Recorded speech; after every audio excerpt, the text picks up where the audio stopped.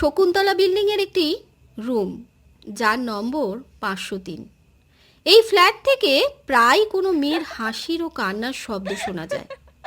একদিন এক প্রতিবেশী ভাবল, আচ্ছা এই শব্দগুলি কার, আমাকে জানতেই হবে। এই ভেবে সে জানলা থেকে দেখার চেষ্টা করল।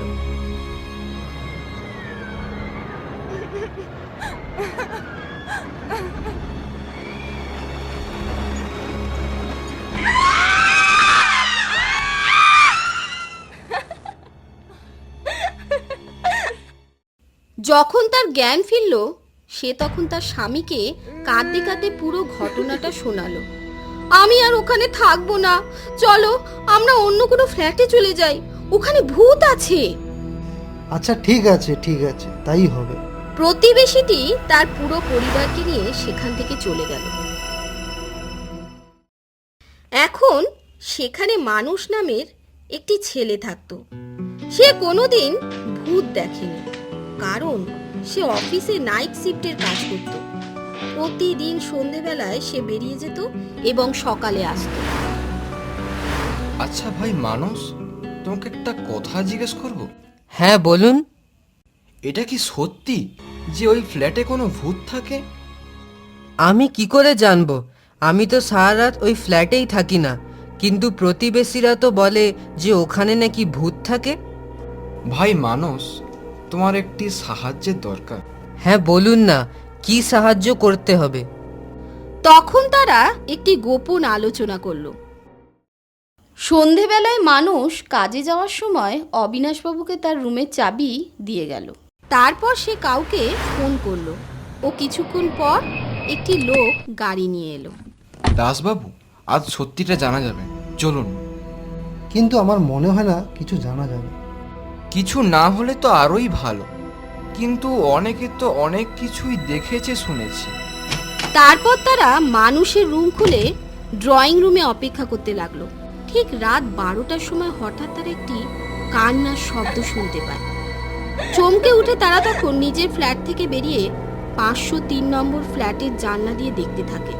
সেখানে একটি মেয়েকে কাঁদতে দেখতে পায়। আর ঠিক তখনই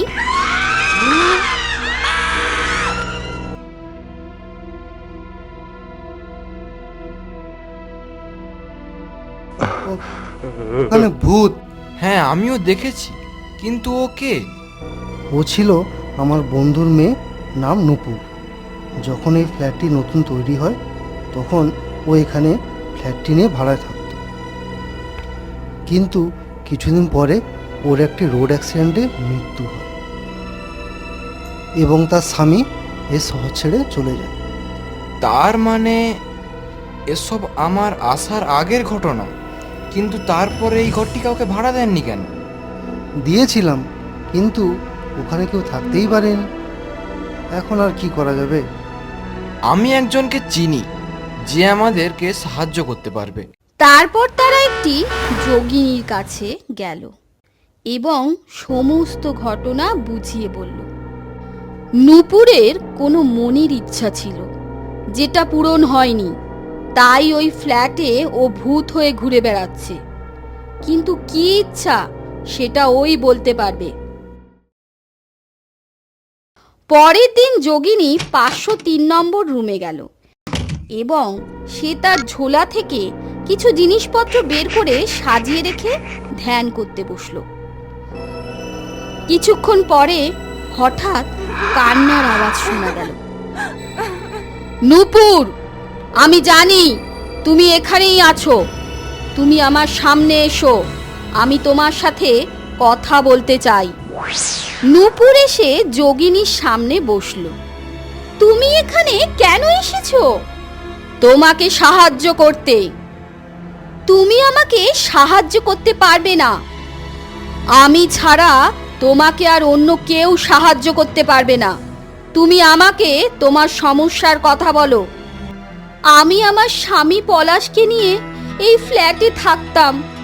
আমরা কত স্বপ্ন দেখেছিলাম যে আমরা খুশিতে থাকবো একসঙ্গে, কিন্তু ওই অ্যাক্সিডেন্টে আমার সব স্বপ্ন চুরমার হয়ে গেল। এটাই তোমার ভাগ্যে ছিল নূপুর, কিন্তু পলাশের কি? আমি চাই ও যেন আবার বিয়ে করে সুখে সংসার করে, তাহলে আমার ইচ্ছা পূরণ হবে। ঠিক আছে, তাই হবে। আমি পলাশের সঙ্গে কথা বলবো এবং তাকে এখানে নিয়ে আসব। আমি তোমায় কথা দিচ্ছি। কিছুদিন পরে যোগিনী পলাশকে নিয়ে ওই ফ্ল্যাটে এলো এবং নূপুর তাকে দেখে কাঁদতে থাকলো। এটা দেখে পলাশও কাঁদতে লাগে। পলাশ, তুমি কেঁদো না, অনেক কেঁদেছো। এবারে তুমি আমাদের দেখা দুজনের স্বপ্ন পূরণ করবে। তুমি যতদিন না বিয়ে করে খুশিতে থাকছো, ততদিন আমার আত্মার শান্তি পাবে না। কথা দাও আমাকে, তুমি আমার স্বপ্ন পূরণ করবে। ঠিক আছে নূপুর, তাই হবে। তারপর থেকে ওই ফ্ল্যাটে আর কোনো ভৌতিক কাণ্ড শোনা যায়নি।